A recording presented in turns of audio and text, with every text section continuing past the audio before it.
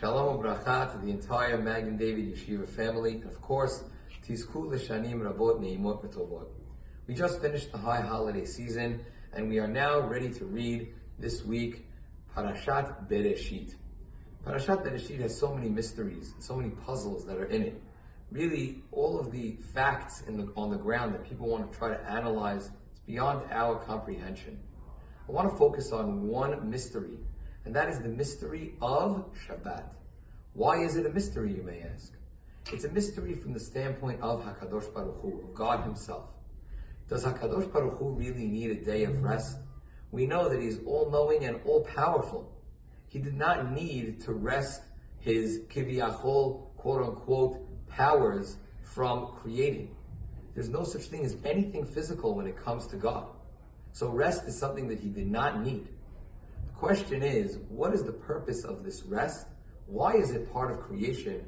And how do us as human beings interface with that rest and connect it back to God? And the answer is really one word: Shabbat. The day of rest, the day of Shabbat, is a day of reflection, a day of appreciation, and a day to recognize all that was created. It does not necessarily mean that we are in a state of rest, but rather we are at rest.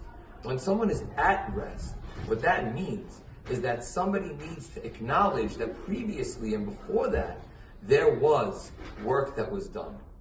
And what that means for us is that in creation, when we rest, we are actually acknowledging our Creator. That's what Shabbat is all about. Shabbat is all about understanding that Hashem is the one who created the world, Sheshit Yamim, and we reflect on that and say, we are your humble subjects, Hashem. We understand that you are, you will be, and you always were. And what this means for us is true appreciation of the God that is in heaven and that runs our world. Now for this week's trivia question.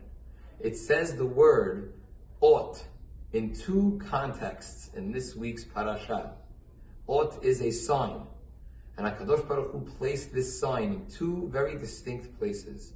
Can you name those two very distinct places where Hashem used the word ought to describe that very event? Shabbat Shalom.